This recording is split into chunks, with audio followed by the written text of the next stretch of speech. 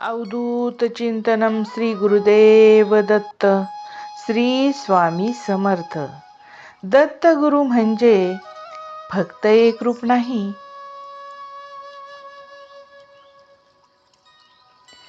दत्त गुरु म्हणजे मार्ग दाखवणारी चेतना. जिथे प्रश्न संपतात ना, तिथे दत्ताची कृपा सुरू होते. मन अस्थिर झालं की दत्त नाव घ्या. विचार शांत होतात. तीन मूर्ती, एक तत्व, ब्रह्मा, विष्णू, महेश आणि करुणेचा सागर.